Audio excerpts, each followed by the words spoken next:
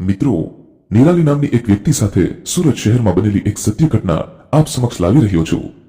આવી ઘટના આપે આજ સુધી ક્યાંય પણ નહીં સાંભળી હોય તેની હું તમને ખાતરી આપું છું।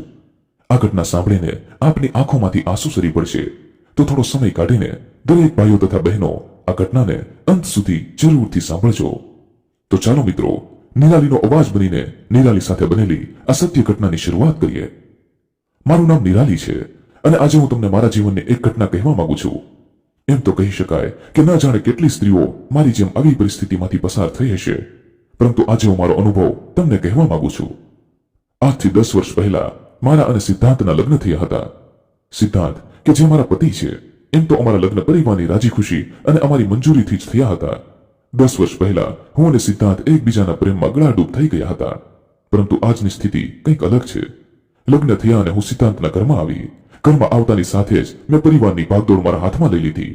હવે તો સિદ્ધાંત અને એના માતા પિતા અને અમારો નાનકડો સંસાર જ મારી દુનિયા થઈ ગયો હતો। નવા લગ્નનો હરખ અમારા બંનેના ચહેરા પર અરીસાની જેમ દેખાતો હતો। મારા સાસુ સસરા પણ મારાથી ખૂબ ખુશ હતા। હું અને સિદ્ધાંત બંને એકબીજા પ્રત્યે લાગણીશીલ અને કોઈ અમને જોઈને ઘણીવાર માટે થોભી જાય એવો ગાઢ મિત્રો કરતા પણ વિશેષ અમારો પતિ પત્નીનો પ્રેમ। અમારા પરિવારના લોકો પણ મારું અને સિદ્ધાંતનું ઉદાહરણ લઈને લોકોમાં વખાણ કરતા। આવી જ રીતે અમારું લગ્ન જીવન સુખમય રીતે ચાલતું રહ્યું। ઘરમાં બસ મારા સાસુ સસરા, સિદ્ધાંત અને હું એમ કરી અમે 4 જણા રહેતા હતા। પરંતુ કહેવાય છે ને કે સુખની પાછળ દુઃખ આપણી રાહ જોઈને જ ઊભું હોય છે। એવી જ રીતે મારી સાથે પણ કંઈક આવું જ બન્યું। આ કડવો અનુભવ મારી જિંદગીને ઉલટપલટ કરી નાખી। જે પતિ પત્નીનું ઉદાહરણ દઈ અમારા પરિવારના લોકો ગર્વ અનુભવતા હતા, આજે એ જ પતિ પત્ની ખબર નહીં કઈ પરિસ્થિતિમાં આવીને ઊભા છે। એક દિવસ સવારે રોજની જેમ હું સિદ્ધાંત માટે ટિફિન બનાવી એમને આપવા ગઈ। એ સમયે એ ફોન પર કોઈની જોડે વાત કરતા હતા। હું એમને ટિફિન એમના હાથમાં આપવા ગઈ।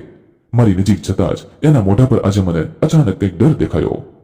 મેં પૂછ્યું પણ ખરા, કંઈ થયું છે? કેમ મને આજે તમે અજીબ લાગો છો? એમણે કહ્યું, ના એવું કંઈ નથી, પરંતુ ઓફિસથી કામનો લોડ વધારે છે। મેં પણ સમજીને એમને ટિફિન આપીને જતી રહી।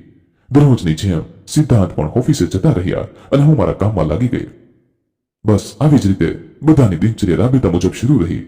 પરંતુ ખબર નહીં, થોડા દિવસથી મને સિદ્ધાંતમાં કંઈક બદલાવ દેખાતો હતો, પરંતુ મારું મન મને જવાબ આપતું હતું કે એને ઓફિસનો વધારે લોડ છે, એટલા માટે કદાચ એ મારા પર ધ્યાન નહીં દઈ શકતા અને હું પણ એક પત્નીની ફરજ પ્રમાણે એમને હેરાન કરવા નહોતી માંગતી। મારાથી રહેવાયું નહીં। એક દિવસ રાતે મેં એમને પૂછી લીધું, સિદ્ધાંત, ખબર નહીં કેમ પણ મને તમે બદલ્યા લાગો છો। આટલું સાંભળતા જ સિદ્ધાંતના હાવભાવ બદલાઈ ગયા। એના મોઢા પરથી તો ચોખ્ખું દેખાતું હતું કે ખોટું બોલવાનું નાટક કરી રહ્યો છે, પરંતુ આજ સુધી એવું ક્યારે બન્યું ન હતું। તો પણ મેં એમની વાત સાંભળી। ફરી એમણે મને એ જ કહ્યું કે આજકાલ એમને ઓફિસમાંથી કામનો વધારે લોડ હોવાથી એ ઘરે કે મારામાં ધ્યાન નથી આપી શકતા। પછી મેં પણ તેમની હામાં હા કરી। એમને કહ્યું, કંઈ વાંધો નહીં, હું સમજી શકું છું, તમે આખો દિવસ ઘરથી દૂર રહી અમારી માટે મહેનત કર્યા કરો છો। બસ આટલું કહી મેં વાતને પૂરી કરી દીધી। થોડા દિવસો પછી રક્ષાબંધનનો તહેવાર આવતો હતો। હર વખતે હું અને સિદ્ધાંત મારા ભાઈને તે રાખડી બાંધવા માટે જતા હતા, પરંતુ આ વખતે મેં સિદ્ધાંતને આ બાબતે વાત કરી, પરંતુ એમણે મને કહ્યું કે આ વખતે એ મારી સાથે નહીં આવી શકે। મને પણ આશ્ચર્ય થયું, કારણ કે એમણે મને કોઈ દિવસ સાથે આવવાની ના નહોતી પાડી, પણ આજે એમણે મને ના પાડી। મેં પૂછ્યું પણ ખરા કે એક દિવસનો તો સવાલ છે, પરંતુ પહેલીવાર એમણે મને ઊંચા અવાજમાં જવાબ આપ્યો, તારી માટે એક દિવસ કિંમતી નહીં હોય, પરંતુ મારી માટે એક દિવસની પણ કિંમત છે। આટલું સાંભળતા જ મને થયું કે એવું તો મેં શું કહી દીધું કે સિદ્ધાંત મારા પર ખારા થાય છે। પછી મેં એમને કહ્યું, કંઈ વાંધો નહીં, હું એકલી જ મારા ભાઈને ત્યાં જતી આવીશ। મારા મમ્મીની તબિયત અચાનક ખરાબ થતા મારા પપ્પાએ મને એમના ઘરે બોલાવી। હું મારા મમ્મીને સારું થાય પછી મારા ઘરે જવાની હતી। મમ્મીને સારું થયા પછી મારા ભાઈના આગ્રહથી હું 2-4 દિવસ મારા પિયર જ રોકાઈ ગઈ। પિયર રોકાવા માટે મેં સિદ્ધાંતને ફોન કર્યા। સિદ્ધાંતે ફોન ઉચકાવ્યો નહીં। પછી મેં ઘરે મારા સાસુ સસરાને જાણ કરી, પરંતુ કલાકો સુધી પણ સિદ્ધાંતનો ફોન આવ્યો નહીં। પછી મેં એમના ઓફિસના મિત્ર સમીરભાઈને ફોન કર્યો અને કહ્યું, સમીરભાઈ, સિદ્ધાંત મારો ફોન નથી ઉચકાવતા, શાયદ એ થોડા કામમાં હશે, પરંતુ એને ખાલી એટલું કહી દેજો કે એમનું કામ પતાવીને મને ફોન કરે। પરંતુ સમીરભાઈએ તો મને કહ્યું, પણ ભાભી, સિદ્ધાંત તો આજે ઓફિસ જ નથી આવ્યો અને મને પણ ઓફિસથી જાણવા મળ્યું કે સિદ્ધાંત 2-3 દિવસની રજા પર ગયો છે। મને પણ દવાઈ લાગી, પરંતુ મેં સમીરભાઈ સાથે આગળ વાત ના કરી। આટલું સાંભળતા જ મારા મનમાં સવાલોનું તોફાન શરૂ થઈ ગયું। મારાથી રહેવાયું નહીં અને મેં ફરી સિદ્ધાંતને ફોન કરી દીધો. આ વખતે સિદ્ધાંતે ફોન ઉચકાવી લીધો અને બોલ્યા, શું છે? એકવાર ફોન ના ઉપાડો તો એટલી તો ખબર પડે ને કે માણસ કામમાં હોય. આટલું સાંભળતા જ મેં ધીમેથી એમને કહ્યું, પણ તમે આટલા ગુસ્સે કેમ થાવ છો? મેં તો બસ તમને જાણ કરવા માટે ફોન કર્યો હતો, પરંતુ તમે ઘરે કે ઓફિસ પર નહોતા તો મને તમારી ચિંતા થતી હતી કે તમે કઈ તકલીફમાં તો નથી ને? અને એ પણ યાદ કરાવવાનું હતું કે 3 દિવસ પછી મારે કરવા ચોથનું વ્રત છે, તો તમે મને લેવા માટે ક્યારે આવી રહ્યા છો? તારા આવા નવરા વ્રત માટે મારી પાસે સમય નથી અને તારે મારી કોઈ ચિંતા કરવાની જરૂર નથી. હું કોઈ નાનું બાળક નથી. ચીડાઈને એમણે મને આવો જવાબ આપ્યો. આટલું કહી એમણે ફોન મૂકી દીધો. હું તો 2-3 દિવસ માટે મારા ભાઈને ત્યાં મજા કરવા ગઈ હતી, પરંતુ આ મજામાં કોઈ મજા ન હતી. 2-3 દિવસ રહીને હું મારા સાસરે પાછી આવી. રસ્તામાં આવતા મારા મનમાં એ વિચાર હતો કે હર વખતની જેમ આ વખતે પણ સિદ્ધાંત મને 2-3 દિવસ પછી જોશે એટલે ખુશીના મારે મને ભેટી જશે. બસ આટલું વિચારીને મનમાં ને મનમાં ખુશ થતી હું મારા સાસરે જતી હતી. ઘરે આવી મારા સાસુ સસરાને મળી હું અમારા રૂમમાં ગઈ. સિદ્ધાંત ઓફિસ જવા માટે તૈયાર થતા હતા. હું એમની પાસે જઈને ઊભી રહી, પરંતુ એ કંઈ પણ ન બોલ્યા. મેં તો પણ એમને હસીને કહ્યું, હું આવી ગઈ. તમે મને યાદ તો નતા કરતા ને? છતાં પણ એમને મને કંઈ જવાબ ન આપ્યો અને ઓફિસે જતા રહ્યા. આ શું થઈ રહ્યું છે મને કંઈ સમજાતું ન હતું, પરંતુ મને થયું સિદ્ધાંતને મારા પર 2 દિવસ પહેલાનો ગુસ્સો હશે, પણ આ ગુસ્સો આટલો બધો લાંબો ચાલશે એનો મને કોઈ ખ્યાલ જ ન હતો. આજ સુધી એવું ક્યારેય પણ બન્યું ન હતું કે સિદ્ધાંત મારી સાથે બોલ્યા વગર રહ્યા હોય, પરંતુ આજે ખબર નહીં એમને શું થયું છે. દિવસે ને દિવસે મારી અને સિદ્ધાંત વચ્ચે વાતચીતો બંધ થતી ગઈ. એ મારાથી દૂર દૂર રહેવા લાગ્યા. આ વસ્તુએ મને સાવ મૌન કરી દીધું. હું વિવશ થઈ ગઈ અને મારા મનમાં બસ એક જ વિચાર આવવા લાગ્યા કે સિદ્ધાંત કેમ મારી સાથે આવું કરે છે. એક દિવસ મેં હિંમત કરીને એમને પૂછી જ લીધું કે તમને શું થયું છે? તમે કેમ મારી સાથે કંઈ બોલતા નથી? શું હું તમને હવે પસંદ નથી? આટલું કહેતા જ એ ગુસ્સે થઈ ગયા. હું પણ એમનો ગુસ્સો જોઈ શાંત થઈ ગઈ અને એ આરામથી સૂઈ ગયા. આ આખી રાત સવાલોએ મારા મનને ઘેરી લીધું હતું. કોઈ દિવસ નહીં અને આજે મારા મનમાં ન ઉઠવાના સવાલ ઉઠતા હતા. મારી અંદર રહેલી એક સ્ત્રી મને કહેતી હતી કે સિદ્ધાંત નક્કી કંઈક ખોટું કરી રહ્યો છે, પરંતુ મારી અંદર રહેલી પત્ની એના પતિ પર રહેલો આંધળો વિશ્વાસ આ શકને ખોટો સાબિત કરી રહી હતી. મેં જોયું તો સિદ્ધાંત આરામથી સૂઈ ગયા હતા, પરંતુ આજે મારી આંખો બંધ નથી થતી. પછી મેં પણ નક્કી કરી લીધું, ગમે તે થાય હું જાણીને રહીશ કે સિદ્ધાંત કેમ આવું કરે છે. પછી એક દિવસ મારું કડવા ચોથનું વ્રત આવી ગયું અને મને થયું કે આજે સિદ્ધાંત મારી સાથે રોજની જેમ બોલવા લાગશે અને મારું આ વ્રત જોઈને એને પણ મારા પર થોડી દયા આવશે. એ સવારે રોજની જેમ સિદ્ધાંત ઓફિસ જવા માટે નીકળ્યા. આજે મેં હિંમત કરી જ લીધી હતી. હું પણ ઓટો કરાવી એમની પાછળ નીકળી. રસ્તામાં જતા જતા મારા મનમાં ઉઠતા એ પ્રશ્નોનું નિરાકરણ કરવા આજે હું આ વસ્તુ કરી રહી હતી. પછી મેં જોયું તો સિદ્ધાંતની ગાડી ઓફિસ તરફ નહીં, પરંતુ એના કોલેજ ટાઈમના એના ફેવરિટ કેફે તરફ જતી હતી. હું પણ એમની પાછળ પાછળ જ ગઈ. મેં જોયું તો સિદ્ધાંત એમની ગાડીમાંથી ઉતરીને આ કેફેની અંદર ગયા. હું પણ બહાર ઊભી રહી. સિદ્ધાંત ક્યાં જઈ રહ્યા છે એ જોતી હતી અને સિદ્ધાંત એક ટેબલ પર જઈને બેઠા. મેં થોડી નજીક જઈને જોયું તો ટેબલ પર એક યુવતી બેઠી હતી. એ યુવતીને જોઈ હું આશ્ચર્યચકિત થઈ ગઈ, કારણ કે હું આ યુવતીને ઓળખતી હતી. આ યુવતી બીજી કોઈ નહીં પરંતુ સાક્ષી હતી. આજથી 10 વર્ષ પહેલા અમારા લગ્ન નતા થયા એ પહેલા સાક્ષી અને સિદ્ધાંત એકબીજાના પ્રેમમાં હતા, પરંતુ કંઈક કારણોસર આ બંનેના લગ્ન ના થયા. એમ તો આજ સુધી સિદ્ધાંતે મારાથી કોઈ પણ વાત છુપાવી ન હતી અને સાક્ષીની વાત એમણે મને લગ્ન પહેલા જણાવી દીધી હતી. આજે સાક્ષીને જોઈ મારા મનમાં ચાલતા પ્રશ્નોને વધારે વેગ મળી ગયો. હું વિચારમાં પડવા મજબૂર થઈ ગઈ કે સાક્ષી અને સિદ્ધાંત શું હજુ એકબીજાના પ્રેમમાં છે? પરંતુ પતિ પર રહેલો આંધળો વિશ્વાસ મને આ વાત માનવા માટે નકારતો હતો. બસ પછી મારી આંખોમાં આટલી ત્રેવડ ન હતી કે હું આ બંનેને સાથે બેઠેલા જોઈ શકું, એટલે હું પણ ત્યાંથી નીકળી ગઈ અને ઘરે પાછી આવી ગઈ. આજના દિવસે જ્યારે એક પત્ની પોતાના પતિ માટે આટલો મોટો ત્યાગ કરતી હોય, એ દિવસે મને મારા પતિની હરકત ખબર પડી હતી. મારા પર તો જાણે દુઃખનો પહાડ તૂટી પડ્યો હોય એવી રીતે હું આ દૃશ્ય જોઈ ન શકી. રોજની જેમ સાંજના સમય પર સિદ્ધાંત ઘરે આવ્યા અને રાત્રે મેં એમને પૂછી લીધું, આજે મેં તમને અને સાક્ષીને કેફેમાં સાથે જોયા હતા, એ બધું શું હતું? મારે જાણવું છે. આટલું સાંભળતા સિદ્ધાંત ખૂબ ગુસ્સે થઈ ગયા અને એ મારા પર ચીડાઈને બોલવા લાગ્યા, તો હવે તું મારા પર શંકા કરે છે? તને મેં મારી જિંદગીની બધી વાતો કરી છે, એનું પરિણામ મને આજે જોવા મળે છે. એક પત્ની તરીકે તને તારી જવાબદારીઓ નહીં, પરંતુ તારા પતિ પ્રત્યે શંકા દેખાય છે. જે પતિ તમારા લોકો માટે એટલી મથામણ કરે છે એના પર તું આવા સવાલો કરે છે? આટલું સાંભળતા હું એકદમ ચૂપ થઈ ગઈ અને રડતા અવાજે મેં સિદ્ધાંતને કહ્યું, એવું કંઈ નથી, બસ આજે મેં તમને અને સાક્ષીને જોયા તો મેં તમને પૂછી લીધું બાકી તમારા પર શંકા કરવાનો મારો કોઈ ઈરાદો નથી. મને તમારા ઉપર વિશ્વાસ છે. બસ આટલું કહી હું રસોડામાં મારું કામ કરવા જતી રહી અને સિદ્ધાંત રૂમમાં બેઠા પોતાનું કામ કરતા હતા. રસોડામાં કામ કરતા કરતા મારા મનમાં ખૂબ અફસોસ થતો હતો કે મેં કંઈક ભૂલ કરી દીધી. મારા પતિ મારી ખુશી માટે આખો દિવસ કામ કરે છે અને હું એમની સાથે આવું કરું છું. એ રાતે આ અફસોસે મને શાંતિથી ઊંઘવા ના દીધી. સવાર પડતાની સાથે જ રોજની જેમ મેં સિદ્ધાંતની આગળ પાછળ ફરી એમને મનાવી લેવાનું નક્કી કર્યું. મને ખબર હતી કે હર વખત તેની જેમ હું સિદ્ધાંતને મનાવી લઈશ, પરંતુ આ વખતે સિદ્ધાંતનો કોઈ પ્રતિસાદ મારા તરફ મને જોવા ના મળ્યો.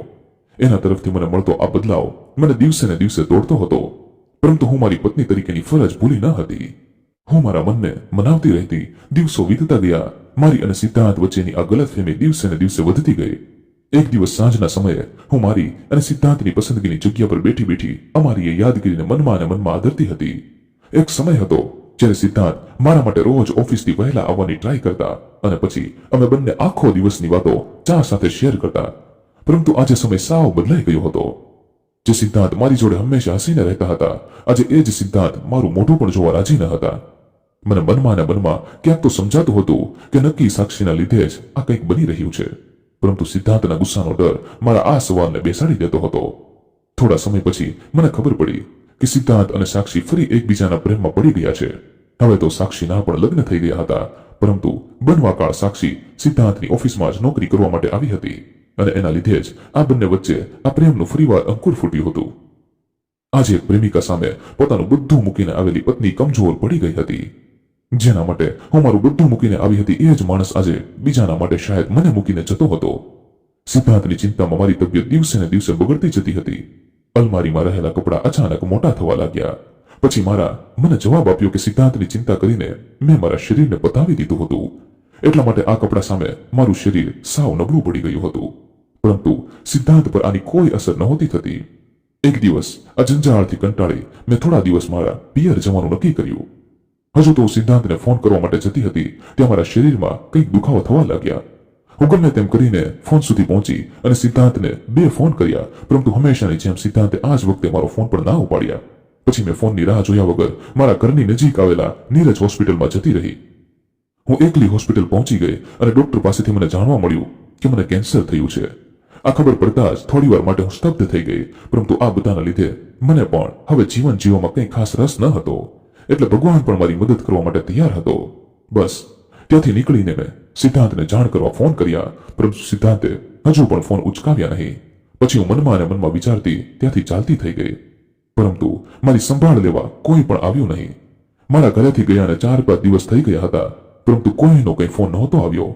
સામેની તરફ સિદ્ધાંત નિરાલીના જવાથી સાક્ષી સાથે સારી રીતે સમય પસાર કરી રહ્યો હતો અને નિરાલીના જતા જ એણે સાક્ષી સામે ફરી લગ્ન કરવાની વાત મૂકી. એણે સાક્ષીને કહ્યું કે આપણે બંને એકબીજાને આટલો પ્રેમ કરીએ છીએ તો હવે આપણે લગ્ન કરી લેવા જોઈએ. પરંતુ સાક્ષીએ સિદ્ધાંતને જવાબ આપતા કહ્યું, તું જે વિચારે છે એ શક્ય નથી. હવે મારો પણ એક પતિ છે અને એક દીકરો છે. હું મારા પરિવારને છોડી તારી સાથે રહી શકું એમ નથી. બસ આપણે બંને એક ઓફિસમાં છીએ અને આવી જ રીતે એકબીજાને મળતા રહીશું. એનાથી આગળ આપણી વચ્ચે કંઈ શક્ય નથી. બસ આટલું કહી સાક્ષી જતી રહી અને સિદ્ધાંત પણ એના ઘરે જવા માટે નીકળ્યો. આજે આ સિદ્ધાંતને એની પત્ની નિરાલીની જરા બી પરવા હતી નહીં. એ ઘરે આવ્યો અને એને જોયું તો નિરાલી ઘરે ન હતી, પરંતુ એણે એના ખબર અંતર પૂછવા એક પણ વાર ફોન કર્યો નહીં. એ દિવસ વીતી ગયો. પછી સિદ્ધાંતને થયું કે કદાચ નિરાલી એના પિયર ગઈ હશે, પણ એની અંદર રહેલો એ અહંકારી પુરુષ એની પત્ની સામે ઝૂકવા માટે તૈયાર ન હતો. એના મનમાં રહેલો એ અહંકાર એક વાર પણ નિરાલીને ખબર પૂછવા માટે તૈયાર ન હતો. હવે ધીમે ધીમે સિદ્ધાંતને નિરાલીની ગેરહાજરીનો અનુભવ થવા લાગ્યો. એને બધું યાદ આવતું હતું કે કેવી રીતે સવારથી લઈને સાંજ સુધી નિરાલી એના ઘરનું અને સિદ્ધાંતનું ધ્યાન રાખતી હતી. નાની નાની વસ્તુથી લઈને મોટા કામ સુધી એની પત્ની એને ખબર પણ ના પડવા દેતી. નિરાલીના ગયાને 5-6 દિવસ થઈ ગયા હતા. અંતે સિદ્ધાંતને થયું કે પોતે ફોન કરીને જાણી લે કે નિરાલી શું કરે છે. પછી એણે નિરાલીના પપ્પાના ઘરે ફોન કર્યો. ફોન કરતાની સાથે એને જાણવા મળ્યું કે નિરાલી તો અહીં આવી જ નથી. આ સાંભળતા સિદ્ધાંત વિચારમાં પડી ગયો કે નિરાલી ક્યાં ગઈ હશે. એના મનમાં નબળા વિચારો આવવાના શરૂ થઈ ગયા અને આવે પણ કેમ નહીં, કારણ કે એની ગાય જેવી પત્ની પર એણે માત્ર ગુસ્સો જ કર્યો હતો અને સામે નિરાલી મૌન રહી બધું સહન કરતી રહી. થોડી વાર માટે સિદ્ધાંત ત્યાં ને ત્યાં બેસી ગયો. એક બાજુથી સાક્ષી પ્રત્યેનો પ્રેમ એને નિરાલી પ્રત્યેની કાળજીને દબાવતો હતો, પરંતુ સાક્ષીનો એ જવાબ આજે સિદ્ધાંતને નિરાલીની ચિંતા કરવા પર મજબૂર કરતો હતો. અંતે સિદ્ધાંત ઘરની બહાર નીકળ્યો અને એણે રસ્તા પર નિરાલીને ગોતવાનું શરૂ કર્યું. મને ઘણું થતું હતું કે હું સિદ્ધાંતને જાણ કરું, પરંતુ એમ મારી કોઈ વાત સાંભળવા માટે તૈયાર ન હતા અને સામે હું પણ એમને મારી આ બીમારી વિશે જણાવીને ચિંતામાં મૂકવા નહોતી માંગતી. સામે નિરાલી રસ્તામાં ચાલતા ચાલતા એક ઢાબા પર જઈને ઊભી રહી અને થોડીવાર ત્યાં બેસી ગઈ. આ ઢાબા પર એને ગીતોના સ્વર સંભળાઈ રહ્યા હતા. આજ ફિર જીને કી તમન્ના હૈ, આજ ફિર બનને કા ઈરાદા હૈ. અણશક્તિના લીધે નિરાલીને આંખની સામે ધૂંધળું દેખાતું હતું, પરંતુ આ ગીતનો સ્વર એના કાન સુધી સ્પષ્ટ રીતે પહોંચતો હતો અને આ ગીત જાણે એના અંતર આત્મા જ ગાઈ રહ્યું હોય એવું એને મહેસૂસ થતું હતું. તે અચાનક ભેગી કરેલી હિંમતથી નાકામ થયેલ નિરાલીને નીચે પડી ગઈ. તેની આસપાસ લોકોની ભીડ થઈ ગઈ. હવે નિરાલી એની બીમારીને લીધે અશક્ત હોવાથી બેહોશ થઈ ગઈ હતી.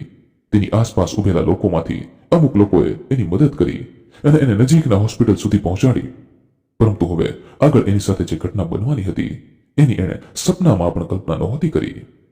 વહાલા મિત્રો, આગળની ઘટનામાં શું બન્યું તેની વાત કરીએ તેના પહેલા જે પણ મિત્રો આપણો રેગ્યુલર વિડીયો નિહાળી રહ્યા છે અને રેગ્યુલર આપણા વિડીયો પર કોમેન્ટ કરી રહ્યા છે તે લોકોના નામ અમે આનંદ સાથે અહીં ઉલ્લેખ કરી રહ્યા છીએ. તે નામ આ પ્રમાણે છે: રવજીભાઈ સુથાર, સુરતથી સમીમ ખાન, હંસાબેન પુડિયા, અંકિતભાઈ વૈદ્ય, સુરતથી હેતલબેન, સોનલબેન ગઢવી, ગમનભાઈ કામળી, ભાવિકાબેન સોહેલિયા, સ્વાતિબેન ઓઝા, નિલેશભાઈ પગી, આરતીબેન વાઘેલા, મીનાક્ષીબેન વાઘેલા, અજીતભાઈ પંડ્યા, ભગવતીબેન ચૌહાણ, વિનોદભાઈ રાજપૂત, પરમાર લવજીભાઈ, દિલીપભાઈ પરમાર, કિંજલબેન પટેલ, જયાબેન જાદવ, પંકજભાઈ શાહ, રક્ષાબેન કાચા, ધર્મેશભાઈ નાયકા, ઉપાસનીબેન પરમાર, પુષ્પાબેન બારૈયા, ભાવનાબેન, વલસાડથી તાજીમ શેખ, રાજેશ કુમાર, જલંધરા વિલાસબેન, અમદાવાદથી રતિલાલ પટેલ. આ બધા જ મિત્રો આપણા આગળના વિડીયોમાં ખૂબ સરસ મજાની કોમેન્ટ કરી રહ્યા છે, જેમનો અમે હૃદયપૂર્વક આભાર માનીએ છીએ. વહાલા મિત્રો, જો આમાંથી કોઈ પણ લોકોના નામ બાકી રહી જતા હોય તો આવતા એપિસોડમાં અમે જરૂરથી તે નામનો ઉલ્લેખ કરવાની કોશિશ કરીશું. પરંતુ આપ દરેક એપિસોડમાં કોમેન્ટ કરતા રહો, સાથે આપનું નામ પણ લખતા રહો, જેથી અમને આપના નામ બોલવામાં સરળતા રહે. અને ખાસ વહાલા મિત્રો, અહીં નોંધ લેશો કે જે પણ મિત્રોએ ચેનલને સબસ્ક્રાઇબ કરેલી હશે અને વિડીયોને લાઇક કરેલો હશે તેના નામ જ ઉલ્લેખ કરવામાં આવશે, જેથી ખાસ કોમેન્ટની સાથે આપનું નામ પણ લખતા રહેવું. આપનું નામ વાંચીને તમારા સગા વહાલા જો આપણા વિડીયો જોતા હશે તો તે પણ તમારા ઉપર ગર્વ કરશે. તો ચાલો મિત્રો, હવે આગળની ઘટનામાં શું બન્યું તેની વાત કરી લઈએ. હોસ્પિટલ પર હું એકલી. મને ખબર હતી કે હવે મારી પાસે વધારે સમય નથી, કારણ કે હું કેન્સરના છેલ્લા સ્ટેજ પર હતી. હું આ જિંદગીથી હારેલી છતાં પણ હોસ્પિટલ પહોંચી અને સામે સિદ્ધાંત હાફળો ફાફળો થઈને નિરાલીને આમ તેમ ગોતતો રહ્યો. સિદ્ધાંત ગાંડોતુર બની નિરાલીને શોધી રહ્યો હતો, પરંતુ એને નિરાલીનો કોઈ પત્તો મળતો ન હતો. એના મનમાં નબળા વિચાર આવવાના શરૂ થઈ ગયા હતા અને આવે પણ કેમ નહીં. એ જાણતો હતો કે નિરાલી એના લીધે જ ક્યાંક જતી રહી છે. અચાનક સિદ્ધાંતના ફોનમાં કોઈક અજાણ્યા નંબરમાંથી ફોન આવે છે. સિદ્ધાંત ધ્રુજતા હાથે ફોન ઉચકાવે છે. હેલો, શું તમે સિદ્ધાંત પારેખ બોલી રહ્યા છો? ફોનમાંથી કોઈક અજાણ્યા માણસનો અવાજ હતો. સિદ્ધાંતે જવાબ આપ્યો, હા, પણ તમે કોણ બોલો છો? ફરી એ માણસે કહ્યું, અમને તમારી પત્નીના પર્સમાંથી તમારું વિઝિટિંગ કાર્ડ અને તમારા લગ્નની એક તસવીર મળી હતી, જેથી અમે તમારો સંપર્ક કરીને તમને જણાવી રહ્યા છીએ કે તમારી પત્નીને નીરજ હોસ્પિટલમાં એડમિટ કર્યા છે. એટલા માટે બંને એટલા ઝડપી હોસ્પિટલ પહોંચી જાઓ. આટલું સાંભળતાની સાથે જ સિદ્ધાંત ડરી ગયો. એને થવા લાગ્યું કે ન જાણે નિરાલી સાથે શું થયું હશે. એણે હોસ્પિટલ પહોંચવામાં જ વાર ના લગાડી. હવે સિદ્ધાંતને મનમાં અને મનમાં પોતાની કરતૂતનો પછતાવો હતો, પરંતુ એ ઝડપથી નિરાલી પાસે પહોંચીને એના કામની માફી માંગવા ઈચ્છતો હતો. સિદ્ધાંત ઝડપભેર હોસ્પિટલમાં પહોંચ્યો અને રિસેપ્શનમાં બેઠેલી યુવતીને જઈને પૂછ્યું કે એને આ હોસ્પિટલમાંથી ફોન આવ્યો હતો અને એની પત્ની નિરાલી અહીંયા એડમિટ છે. હજુ તો રિસેપ્શનમાં બેઠી યુવતી સિદ્ધાંતને કંઈક જવાબ આપે એ પહેલા ડોક્ટર સિદ્ધાંત પાસે આવી ગયા અને ડોક્ટરે સિદ્ધાંતને કહ્યું, તમે એમના પતિ છો. શું તમને નથી ખબર કે તમારી પત્ની આ બીમારીથી કેટલા સમયથી પીડાય છે? સિદ્ધાંત ચોંકી ઉઠ્યો. એને કંઈ સમજાયું નહીં કે ડોક્ટર કઈ બીમારીની વાત કરે છે, પરંતુ એનું મન એને જવાબ આપતું હતું કે કદાચ નિરાલી ઘણીવાર સિદ્ધાંતને કંઈક વાત કરવા માંગતી હતી, પરંતુ સાક્ષીના પ્રેમમાં ગળાડૂબ થયેલો સિદ્ધાંત નિરાલીની એક પણ વાત સાંભળવા માટે તૈયાર ન હતો. ડોક્ટરે જણાવ્યું કે નિરાલી કેન્સરના છેલ્લા સ્ટેજમાંથી પસાર થતી હતી અને છેલ્લા ઘણા સમયથી જિંદગી અને મોતની વચ્ચેની લડાઈ લડી રહી હતી. આટલું સાંભળતા જ સિદ્ધાંતના હોશ ઉડી ગયા. અને ડરેલા અવાજે બોલ્યો, નિરાલી ક્યાં છે? મારે એને અત્યારે જ મળવું છે. ડોક્ટરે સિદ્ધાંતને નિરાલીના રૂમ તરફ મોકલ્યો. સિદ્ધાંત દોડતો દોડતો નિરાલીના રૂમ તરફ જતો હતો. આ વખતે નિરાલીને એ જ સિદ્ધાંત સોંપવા માંગતો હતો કે જેને નિરાલી પ્રેમ કરતી હતી. આટલા સમય પછી આજે સિદ્ધાંત નિરાલી પ્રત્યે એ જ પ્રેમ અને એ જ કાળજી ઉભરાતી હતી. આજે એ દોડતો એક એક કદમ સિદ્ધાંતને બહુ દૂર લાગી રહ્યા હતા. સિદ્ધાંત એક શ્વાસે નિરાલી તરફ દોડતો ગયો. જઈને એણે જોયું અને જાણે એના પગ નીચેથી જમીન સરકી ગઈ હોય એમ એને આઘાત લાગ્યો. એણે સામે નજર કરી તો જોયું ખાટલા પર નિરાલી નહીં પરંતુ એનો મૃતદેહ હતો. આટલું જોતા સિદ્ધાંત પોતાને રોકી ન શક્યો. એ ચોધાર આંસુએ રડતો રડતો ત્યાં ને ત્યાં બેસી ગયો. જે પત્ની આજ સુધી એની માટે જીવી રહી હતી એ જ પત્ની આજે કદાચ એના જ લીધે મૃત્યુ પામી હતી. સિદ્ધાંતને અફસોસનો કોઈ પાર ના રહ્યો પરંતુ હવે બહુ મોડું થઈ ગયું હતું. એને થયું કે એણે બહુ મોટી ભૂલ કરી દીધી છે. એક પ્રેમિકા કે જેના માટે એણે એની ગાય જેવી પત્નીને આટલી મોટી ઠેસ પહોંચાડી, આજે એ જ પ્રેમિકાએ 7 કદમ આગળ ના વધી શકી અને સામે એની પત્ની કે જે એના આખા પરિવાર અને સિદ્ધાંતનું ધ્યાન રાખતી હતી, એણે 7 વચનો નિભાવી પોતાના પતિની ખુશી માટે પોતાનું બલિદાન આપી દીધું હતું. આજે કદાચ નિરાલી તો નહીં પરંતુ એનો અંતર આત્મા વલોપાત કરતા આ સિદ્ધાંતને જોઈ રહ્યો હતો, પરંતુ હવે અફસોસ કરવાનું કોઈ કારણ ન હતું. કારણ કે જીવતા સમયે સિદ્ધાંત એ નિરાલી સાથે ના કરવાનો વ્યવહાર કર્યો અને આજે એ જ સિદ્ધાંતને અફસોસનો કોઈ પાર નથી, પરંતુ આજે એની માફી સ્વીકારવા માટે નિરાલી સજાગ ન હતી. એક પત્નીએ પોતાની આખી જિંદગી એના પતિના નામ કરી મોતને પ્યારું બનાવી લીધું હતું. સિદ્ધાંત ત્યાં ને ત્યાં બેઠો રડતો હતો. એટલી વારમાં એક નર્સ એની પાસે આવી અને એના હાથમાં એક કાગળ આપ્યો. એમણે કહ્યું કે આ કાગળ અમને તમારી પત્ની પાસેથી મળ્યો છે. આટલું કહી આ નર્સ સિદ્ધાંતને નિરાલીનો એક કાગળ આપીને જતી રહી. સિદ્ધાંતે રડતી આંખોએ આ કાગળ ખોલ્યો. સિદ્ધાંત, મને ખબર નથી કે હવે મારી પાસે જીવવા માટે કેટલો સમય છે અને મેં પૂરેપૂરી કોશિશ કરી કે મારા બચેલા સમયને હું તમારી સાથે જીવી શકું, પરંતુ પરિસ્થિતિએ મને એટલી મજબૂર કરી દીધી અને મેં પણ આ સંબંધને સુધારવા મારી બનતી બધી જ કોશિશ કરી, પરંતુ મારા પ્રેમમાં કંઈક કમી રહી ગઈ હશે કે તમારે મને છોડીને બીજી સ્ત્રી પાસે પ્રેમ શોધવાની જરૂર પડી. હું તમને મારી આ બીમારી વિશે જણાવીને તમને ચિંતામાં નાખવા નહોતી માંગતી. હું આપણી એ જૂની યાદોને આપણી વચ્ચે તાજી કરવા માંગતી હતી, પરંતુ હવે તમે મારાથી ખૂબ દૂર થઈ ગયા હતા. જો મેં મારો પત્ની ધર્મ નિભાવવામાં કંઈ ભૂલ કરી હોય તો મને માફ કરી દેજો. અને હા, શાયદ તમને મારા હોવા ના હોવાથી કંઈ ફરક નહીં પડે, છતાં પણ તમારી રોજિંદી જરૂરિયાતની વસ્તુઓ મેં તેની જગ્યા પર સાચવીને રાખી છે અને એક યાદી કરીને મેં ટેબલ પર રાખી છે જેથી તમને કોઈ અગવડતા ના પડે. અને હા, તમારું ઓફિસનું બ્લેઝર નવી તિજોરીમાં નહીં પરંતુ જૂની તિજોરીમાં રાખ્યું છે. એ હમણાં થોડું ખરાબ થઈ ગયું હતું, એટલા માટે એને ઇસ્ત્રી કરીને મેં ગોઠવીને રાખ્યું છે. સાથે સાથે તમને ગમતા એ નવા શૂઝ જે તમે છેલ્લા 15 દિવસથી વધારે પહેરી રહ્યા છો તે આપણા બેડ નીચે બોક્સમાં પડ્યા છે. બાકીની બધી નાની મોટી વસ્તુઓની યાદી એ ટેબલ પરના કાગળમાં લખેલી છે.